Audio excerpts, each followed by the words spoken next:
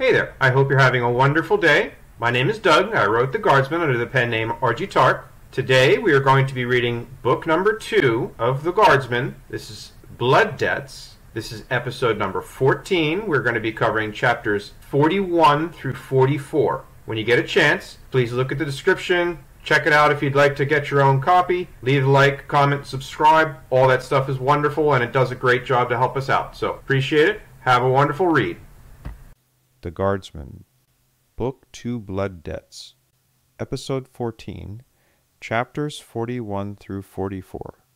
Chapter 41, called Captain because he was commanding a warship, Captain Philip Kroinos fumed impatiently, while waiting even more impatiently for the results of the scans to tell him what he already knew was too strong a word, suspected fit though, and reality lay somewhere between the two.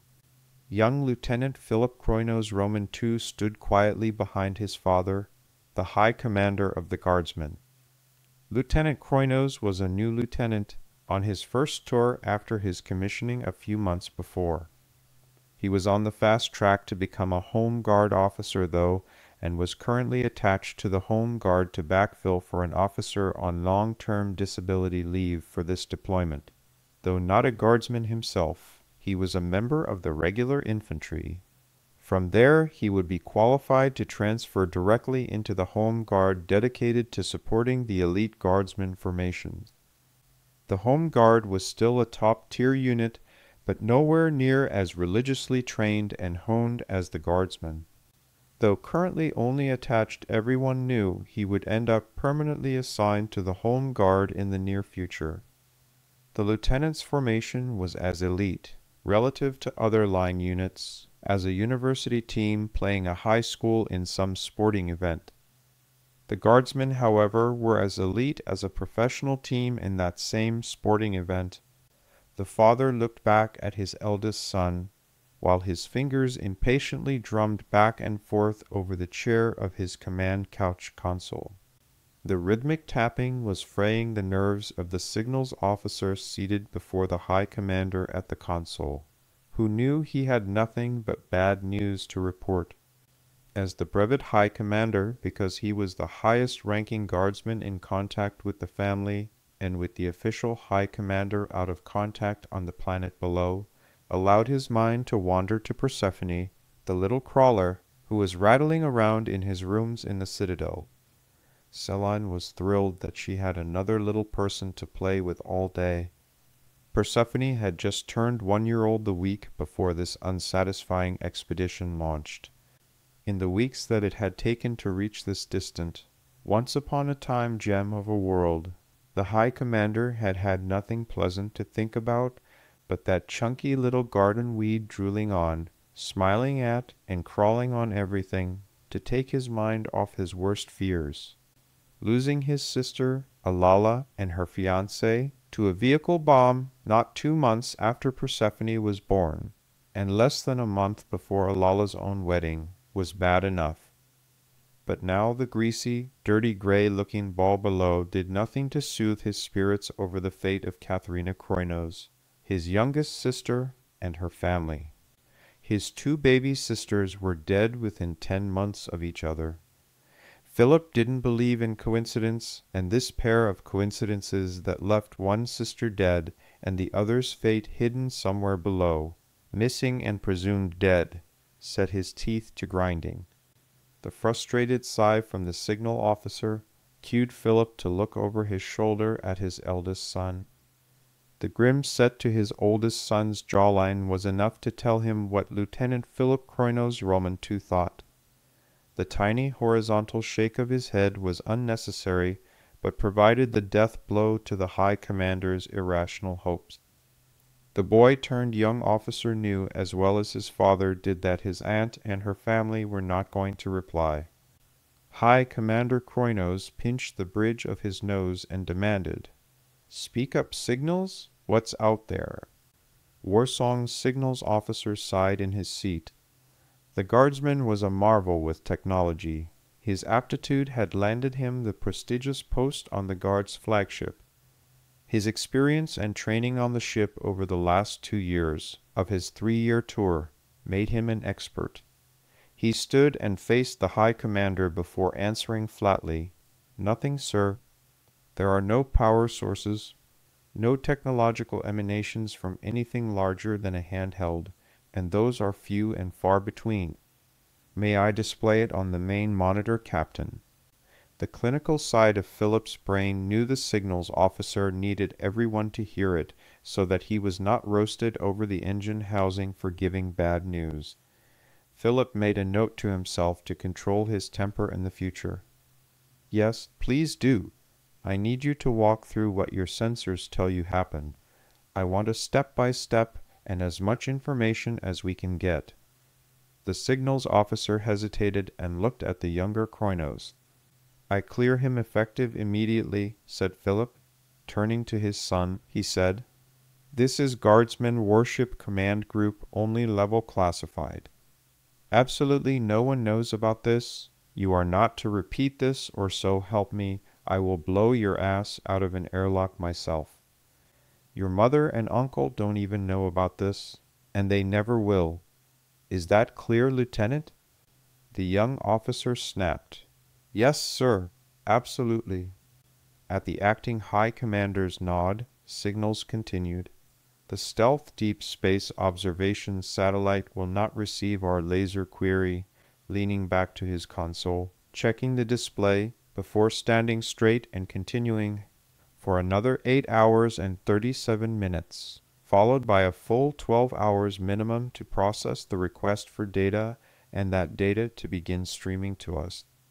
Since we have no firm timetable for this," gesturing behind himself to the display, "we will need to download everything since the last data dump, and that will take several hours to receive and decode. Since I have no idea when the last data dump was, I have no idea how much we will receive from the satellite once it starts transmitting. To your pressing question, Captain, no, I cannot tell you as yet who did this. The destruction is complete. We can't find a single living thing on the planet." Signals tapped his console, and a haze of topography covered the dead mass of the planet. Once the topography was attached to the dead planet, Philip could see the world as it had once been in his mind's eye. Shining, verdant green, pristine crystal seas, a planet devoid of tectonic activity, or terraforming instabilities or defects. The world had been perfect. The days were slightly shorter, the gravity modestly lighter than Earth normal, and the temperatures a pleasant range that maintained a very nice climate year-round. It was the perfect vacation world. Even the aging and elderly could enjoy the feeling of youth in their steps again.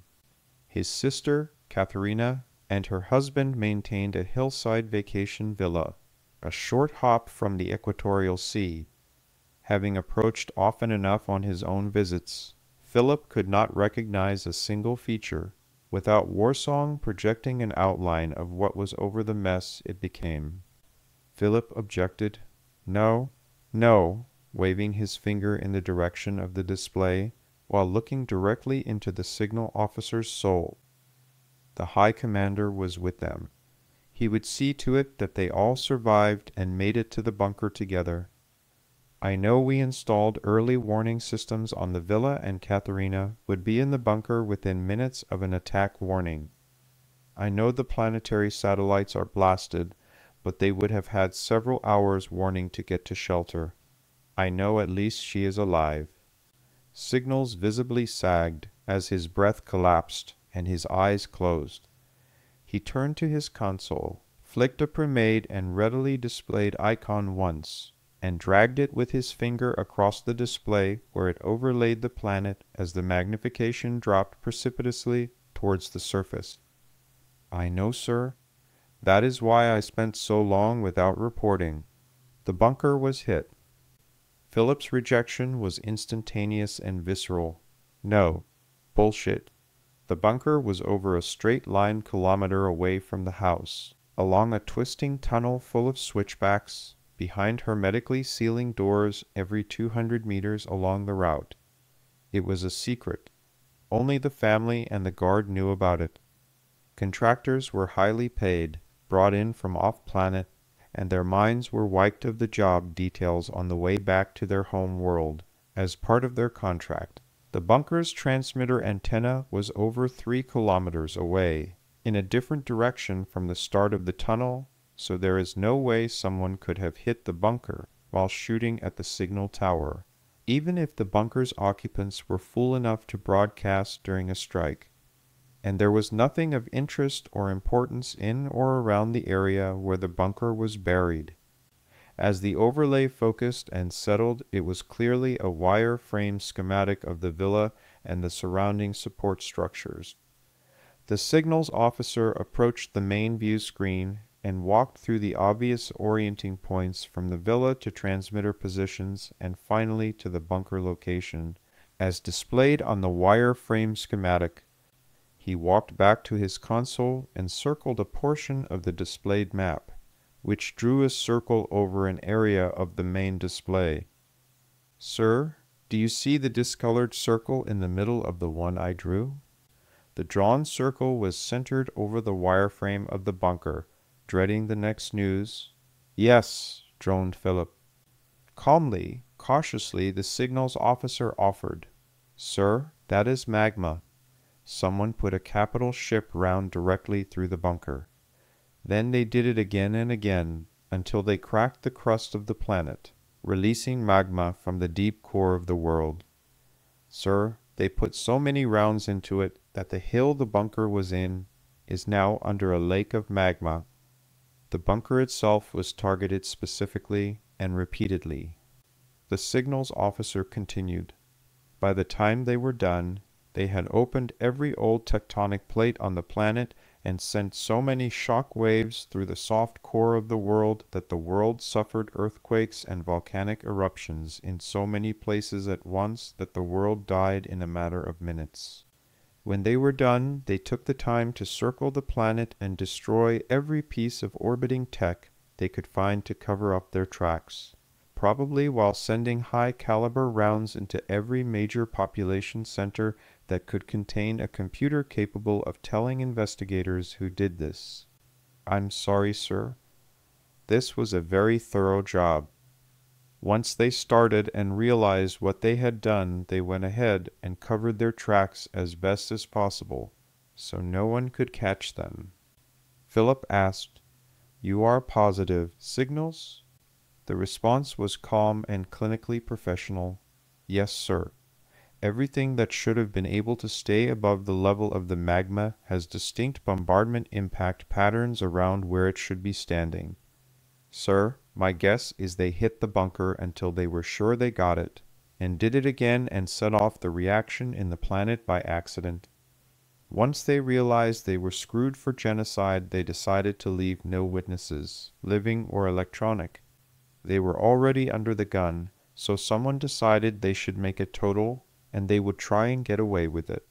This is a remote world, and there are never many ships here, and more than enough debris in orbit to account for every single ship that would normally be here."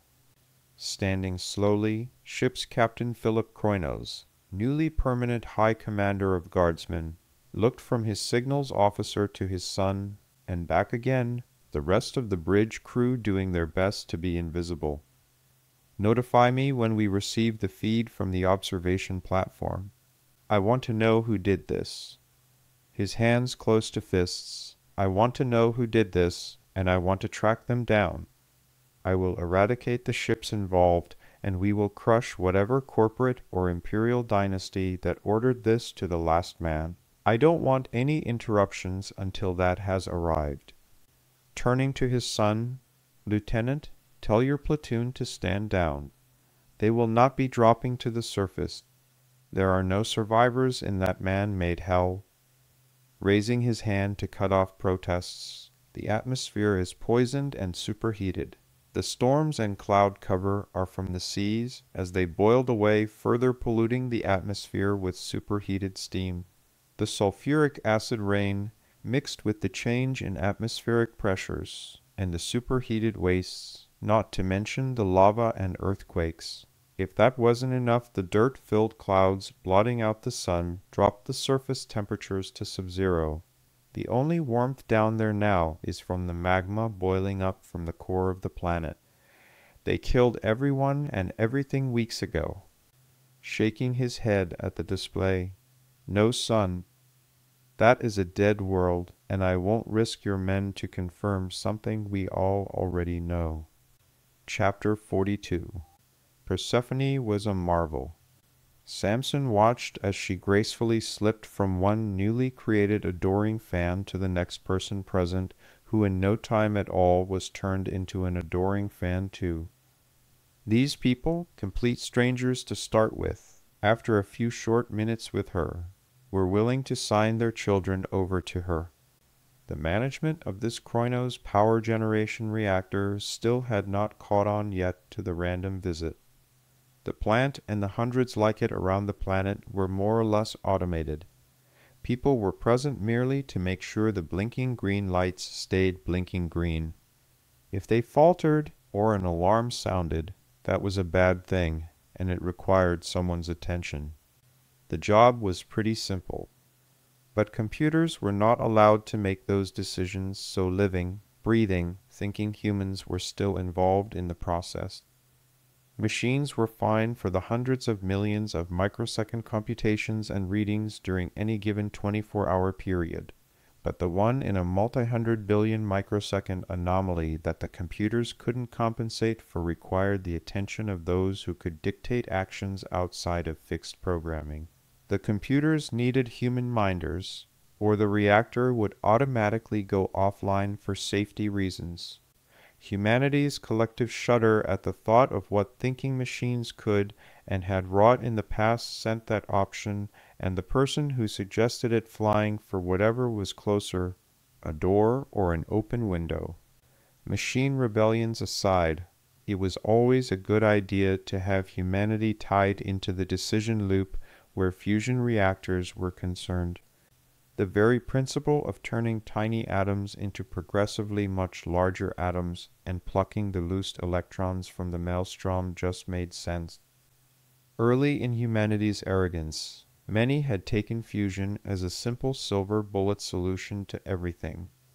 Safe, efficient power was the motto of the day, until the day several million unlucky bastards, on a world light centuries away, outside the Kronos borders, were on the receiving end of a runaway reaction that expanded to the point where it broke its containment and bathed them all in superheated molecules and freed electrons. Needless to say, the gaping hole in the side of the planet and millions of dead, dying, and missing set people to rethinking the proper application of computer-driven reactor safety measures, tied to profit algorithms. The computer figured more power equals more money because I am operating at higher efficiency, which is a good thing, right up until a microsecond before the feedback from the rest of the grid sent an electronic shock wave back into the overloaded reactor. The feedback created so much resistance in the massive superconducting lines that the feedback's heat choked the only exit for the building output. This caused a catastrophic escalating cascade of electrons inside the magnetic containment, which overrode that containment. The computer had just enough time to send its truncated equivalent of "uh-oh" to its central operators before its catastrophic failure dug a 50-meter deep and 400-kilometer diameter hole in the side of its planet, in the center of their largest city. The dead were the lucky ones. They didn't have to worry about the bath in half-consumed radioactive fusion material. The base for the operation is common H2O, water, but when it is superheated and released, if it strikes living tissue, the hydrogen, helium, oxygen, and freed electrons make a mess. The burns from the superheated molecules were nasty, but the long-term damage was caused by the complicated rays of mixed non-visible light that the blast put out, specifically X-ray and gamma-ray radiation. They had a tendency to strip any DNA that they struck into its constituent molecules and prevent cellular regeneration, or simply what thousands of years before had been called radiation poisoning. So human operators sat at consoles in every reactor around the human-populated worlds of the galaxy, reading magazines, chatting over hot drinks, and watching lights blink happy green, all the while avoiding and dreading the steady shine of little red buttons that would initiate a controlled collapse of the electromagnetic containment field, since no sane human wanted to be blown apart into constituent atoms, and all the overlapping, hopefully sane, humans would provide at least one to kill a runaway reaction. The overly redundant process was as safe as Kroino's engineers could make it, and they were very good at what they did. So, as Persephone made new best friends with every human controller in one of the family's hundreds of fusion reaction plants on this planet alone, one of them was always close enough to a kill switch to keep them all in their present atomically assembled state. Her shadow, dressed in black trimmed with gold, out of any discernible uniform, and tucked under a thick overcoat, followed patiently with his hands clasped behind his back. The unassuming but ever watchful soldiers stayed out of the way of all the important people, while they met the heiress to the empire. None of them could see his right hand grasping the hilt of the blade or the drawn pistol in his left hand. Behind his back and hidden under the folds of the overcoat, they were invisible. Since the shadow was invisible, no one noticed either weapon. Samson was becoming more and more irritated, not with the employees who were flocking Persephone, but with the managers who failed to notice over the last 2 hours that thanks to her magnetic personality, no one was at their consoles maintaining the stations in this reactor. In addition to the rattling of his nerves, the sheer fact that the managers were so far removed from reality made him wonder what good they were. They simply weren't managing or supervising. When Persephone had made an offhand comment about lunch, she was swamped by table invitations. The whole multitude apparently assumed that they could all fit at her table at once for the upcoming meal. As the control room was stripped of technicians, Samson felt the overwhelming urge to do something about the potentially runaway reactor. It would not be a problem, but Samson was developing an irrational fear of Persephone being blown apart. The fellow he finally kicked in the shoe looked at him indignantly. It was as though some wall or lighting fixture had stood up to talk to him. Set shifts to maintain your duty stations, and you will rotate through to visit with my lady, ordered Samson. Take half of these people to work, then we will send people back, and you all can rotate in to spend time.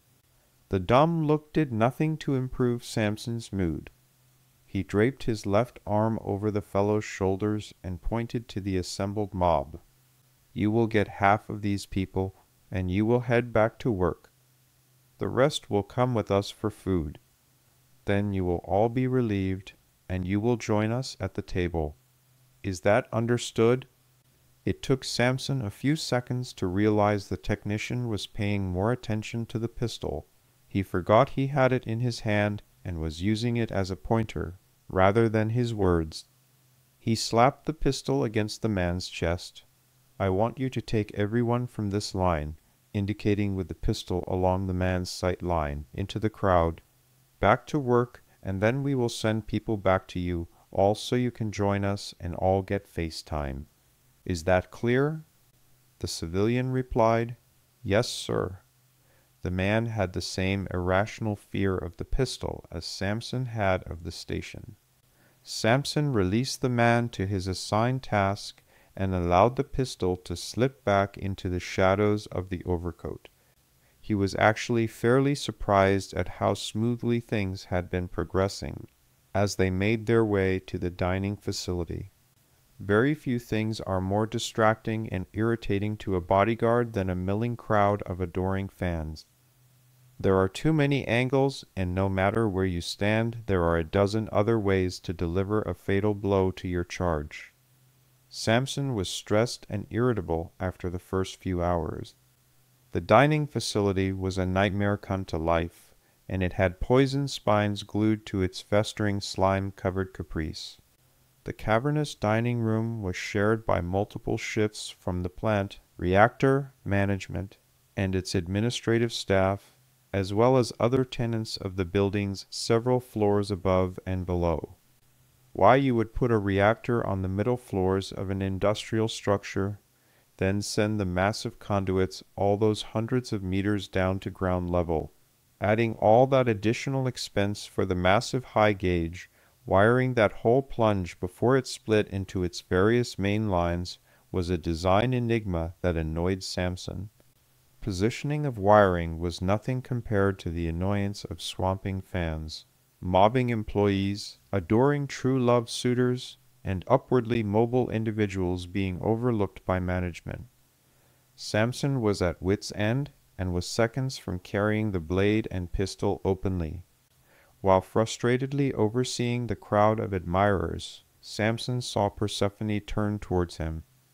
As his eyes met hers, her special smile graced her lips and eyes when she flicked her eyes at the food on her plate. He allowed himself the brief respite of closing his eyes to shake his head back and forth, indicating he wasn't interested in food. Her slightly pinched eye and quirked smile expressed her mild displeasure at his refusal of sustenance, which is all it was to him while he worked. Hers was the same look a mother gives her adult child who refuses to eat a particular vegetable after so many years, loving but still critiquing. Not that Samson, as an orphan, knew what a mother really was, but it was a hard-wired response to know her displeasure he had developed with Persephone. She returned to the conversations to left, right, and center without missing a word, as the surprisingly orderly changeover of sycophants took place. Samson rolled his stiff shoulders and cracked the wrist holding the pistol. It was turning into a long day. On one of his periodic glances behind himself and Persephone, he noticed a gaggle of approaching management suits.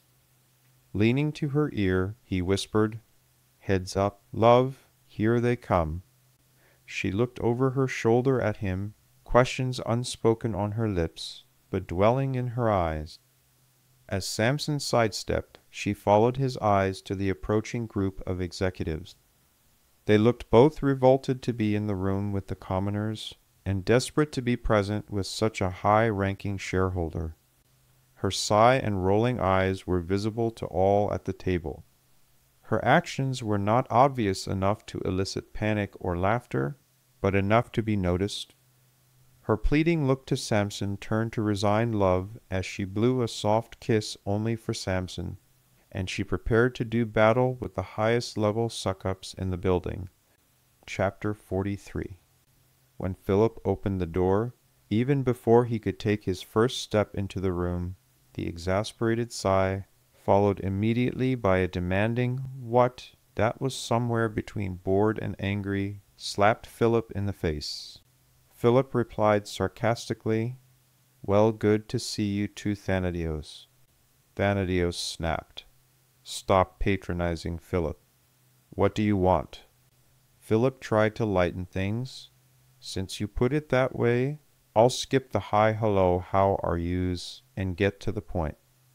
Thanadios Kroinos interrupted. "Please do." Philip clenched his teeth and beat a blast of anger back down into his core. He wasn't there to fight with his younger brother Thanadios, but Thanadios seemed insistent on a fight. He reminded, "Mid-term grades are posted." Thanadios growled, "Yes, I know. Is there any other good news you plan on sharing?" Philip offered, "I'm here to help you study. We need to get your grades up." Whenever he mentioned cooperation, Thanadios exploded. This time was no different. "Go study your own classes. You know you have to maintain your 90th percentile in everything. Gods below take me if you, the perfect Philip, ever drop below the 85th percentile in any one class." Philip sighed in frustration. "Please let me help you, Thanadios." Thanadios condescended, "Are you serious, Philip?" Philip had heard this before too. It always began the same way. "My older brother comes to save the weak little failing me. Why do you need to be such a patronizing jerk all the time?" Philip went for a different tack this time. Typically, he denied that he was patronizing, but Thanadios was in a tight spot now and really needed the help. Yes, I'm here to patronize you. I'm going to patronize you directly into passing your classes. Seriously, Thanadios, you are 13, and in fourth-year classes. Do you have any idea how many strings Dad had to pull to get things arranged so you could be tutored for 2 years before entering the academy? Do you have any idea how much it cost? This is the most important and prestigious school in our incorporated empire. Thanadios snapped, anger at having heard all this before. Oh, to Hades with the costs. You know that. We own the whole planet and hundreds of others just like it. Philip corrected. We don't own the planet. The corporation controls the infrastructure and power utilities. You know that as well as anyone. Frustration crackled in Thanadios' voice. He snapped. Oh, shut your mouth, Philip. You don't know what the hell you are talking about, Thanadios added sarcastically. Yet again. If they don't pay, we turn them off, and they are begging for our power and more than willing to pay the surcharges. We own this shit heap of a world because if they don't pay, they go out of business and die of starvation. We can do whatever we want, so stop quibbling about a few tutors. Philip wanted to punch his brother in the nose for that last, but knew better. That would land them both on the expelled rolls. Sometimes you really are a selfish turd peanut. Dad had to sequester you. He had to fake a coma. He had to mind-wipe the 2 years that the tutors spent with you, which cost lots by itself without the tutors' extra compensation for losing the year on an anonymous contract. Then he had to beg. Our father begged the academy to get you a slot starting from the first year so you could have the advantage and possibly make it through the academy. His anger rolling fiercely, Thanadios growled. Thanks, Philip. Your chicken shit guilt trip won't work on me. I'm still 13 and in 4th grade. Philip snapped. That's right, you arrogant jerk. I'm 2 years older than you and can sign my name at the top of my final exams this year, hand them in blank, and move forward to my 9th year. I am offering you help to pass. In a dismissive huff, Thanadios growled, I'm not interested. Thanadios looked down at his studies. I can do it on my own. Philip replied flatly, No, you can't. Thanadios looked up angrily. Your earth sciences and astronomy grades are horrible. The only thing that kept you from the chopping block last term was your writing, history, and math. You're in the middle of the pack for your physical stuff, so you were not kicked last term. But you are on probation. You don't have the physical scores or the standout grades in a few classes to pad your average. Philip tried another angle. You know how much this school means to the family and our father in particular. Thanadios retorted, Don't give me that line again. Philip fired back. Like or not, it is no less true. Our grandfather founded this school. It produces our hegemony's elite. It means a lot to the family that we graduate. Thanadios said, Stop pimping that raft of nonsense to me. Do you know what happens if I graduate with honors? Philip replied, You graduate, become a guardsman, serve the family, and we govern the empire until our children supersede us. Thanadios corrected irritably, No, Philip. Your children supersede us, and I help you govern the empire. Do you know what happens if I fail to graduate? Philip snapped sarcastically, Enlighten me. Thanadios quoted, If I fail, I have still attended the finest and most selective school in the empire for 4 years. I can get into any private academy I look at. Regardless, I will still be a peer of the empire, as Harold calls us. Philip corrected, Thanadios, you know Dad hates it when you call him Harold. Snapping his teeth, Thanadios acidly mumbled, Whatever, I'm still going to be a peer of the Empire. I still maintain the same minority interest. I still help you govern the Empire.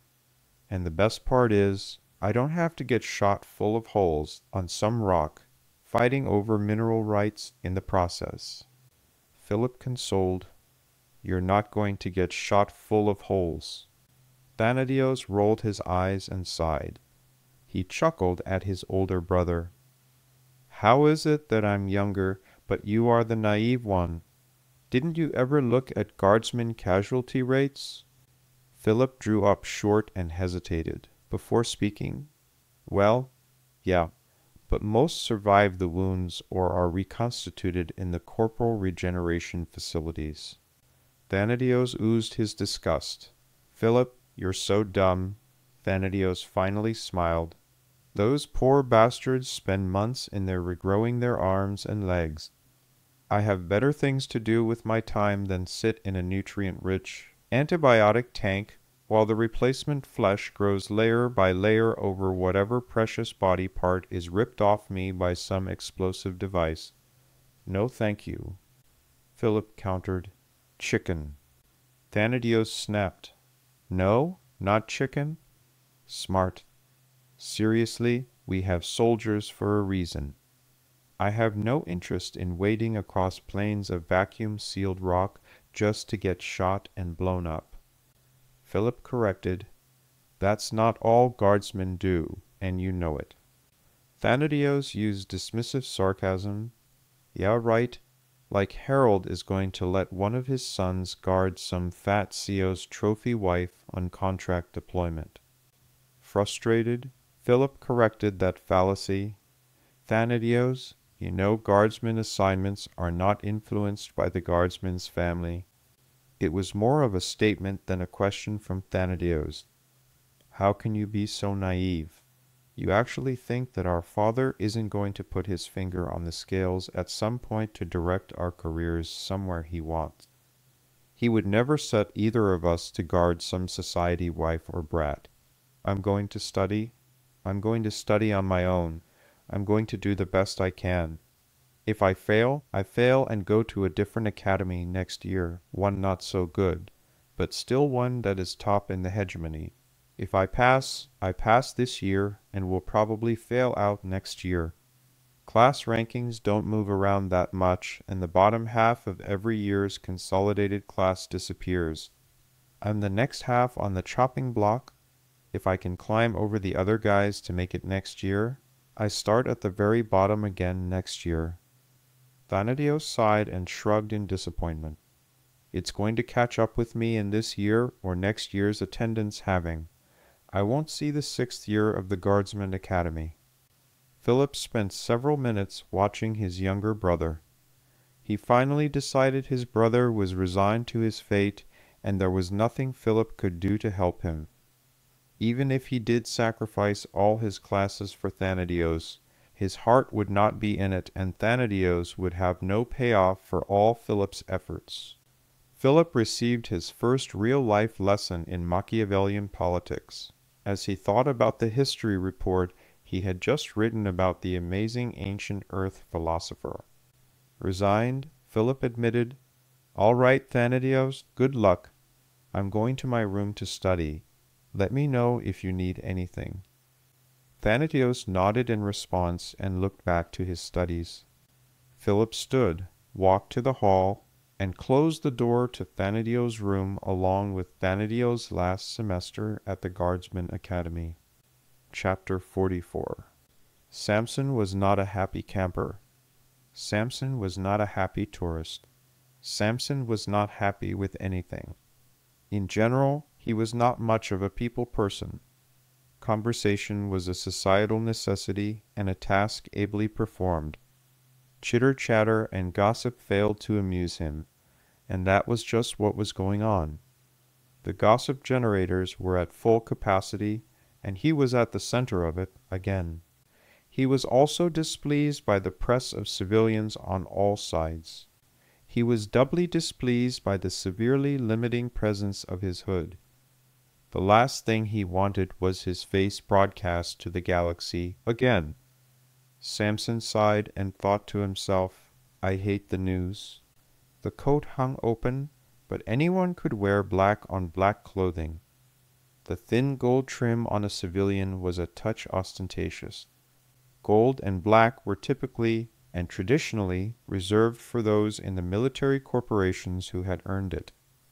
But no one was paying Persephone's shadow any mind as he paced back and forth with hands behind his back. The empty shoulder holster was black too, so it disappeared into the shadowed recesses of his overcoat. While his impaired peripheral vision was irritating, Samson decided that the additional edge the pre-drawn weapon offered made him feel better about the absurd situation. With the second firm warning with the right index and middle finger paired and pressing the cameraman's shoulder, Samson opened more space for himself. The man unknowingly was crowding Samson's sword draw. Reporters in general pissed him off. They recorded everything. They misquoted and took things out of context, and then blasted the most absurd packages they could fabricate over the airwaves. Samson's was the only opinion that counted at the moment, as he grumbled silently to himself about annoying reporters. The all-too-skinny reporterette had accosted them while she was doing a standard human interest piece on some other mishmash story in the building. Bad luck was all it was. The chance meeting and the fantastically foul odds that a reporterette and her pet cameraman would be leaving at exactly the same moment that Persephone arrived was irritating. How was it that the astronomically bad odds of Persephone dropping her hood as the reporter was walking out, having finished her assigned piece on the mating habits of concrete-dwelling larval slug, gliding bat whatever she was there reporting on, conspired to attach the two annoying reporters to Persephone was fantastically bothersome. Fortunately for the reporter, and much to Samson's irritation, the camera had something on the order of 22.5 hours more recording space available in its memory. So there was no chance that Samson could run them out of recording time and force them to leave. There was also no way that he was going to let them broadcast Persephone's location to the universe either. He was stuck with them now. As an orphan, Samson had never been on anything resembling a family vacation, but nevertheless the phrase "Are we there yet?" echoed through his head repeatedly. So he was bumped and jostled, tossed and pressed, by the eager crowd, then hampered by his assumed necessity of the hood, all the while keeping Persephone in arm's reach, himself out of the picture, and the reporter and cameraman out of his draw path. Most importantly, he kept the accursed camera in sight to make sure it wasn't broadcasting live, giving away their position. Persephone had made it clear that the woman reporter had an exclusive story with her during their visit to the shipyards that day. Samson had made it clear that if her cameraman broadcast live, or if the reporter or her editor made themselves or Persephone look like an ass, they should never set foot within a capital ship's armor-piercing Gauss penetrator range of her ever again. The bargain struck, costs and benefits weighed and measured, and the final verdict being that the reporterette and cameraman could both tolerate the risk of a few dozen penetrator holes for the story of a career, and exclusive at that, they promised they would behave themselves. Samson hoped to scare them away, but failed miserably, and apparently only whet their appetite. Samson didn't understand reporters. He had tried to scare them off. But in the end, they were only more eager for the story. As a result, he found himself irritable and the invisible shadow off camera. Persephone, on the other hand, got to shine like a glorious new dawn's sunrise. That Persephone was actually having fun. Set Samson's teeth on edge. Protecting her in this environment was one of the most nerve-wracking experiences of his life. The reporter, April something or other's habit of walking backward while talking was disconcerting to Samson. Samson kept expecting her to trip over her shoes. It was irritating because she could keep talking to the camera while Persephone's back was turned or forcing her to look to her side, brushing her hair back behind her ear. It was puzzling because Samson couldn't figure out how she knew when to turn, and he was looking for the signals from her cameraman while trying to watch the crowd. Whatever the signal system was that they were using, it was escaping Samson. The ground-based factory and star shipyard they were visiting was actually where the guard battle cruiser Warsong had been built. Warsong and her sisters were as large as could be assembled on the ground. Anything larger and the force required to lift them from the planet's gravity well would overwhelm the numerous tugs' ability to lift the hull into orbit without creating so much backwash from their thrust that they would damage local structures. The shipyards were massively liable for any damages they caused to civilians and the properties surrounding their structure, so they were very careful. This structure was unlike most others on the planet in two distinct features. The assembly of major components was completed on the upper level. Final vessels or major components for capital ships were too large for doors, so some clever designers had removed the necessity for doors since they would only limit the size and design functions of objects produced. 8 component factories consumed raw materials on their bottom floors, received from ground-based rail cars, and worked those materials until they arrived as large subcomponent parts on the upper floors. The upper stories were all removed from those factories, making each different from every other building on the planet in that they had no crystalline office suites in the clouds at the top. The second feature that made this type of building different was a massive 1 by 2 kilometer horizontal workspace and assembly area on the upper levels. Very few buildings bothered connecting at the top with anything other than the micro-thin, light but tenuous and well-marked tram guide cables. It wasn't a problem of engineering. Luxury suites just made too much money to sacrifice for something as onerous as practicality. Since the people who made the final decisions liked their luxury, it had to be extremely practical to goad them into surrendering it. Samson had always wanted to see the shipyards, but had never had the opportunity or motivation. When Persephone had asked that morning, "Where do we want to tour today?"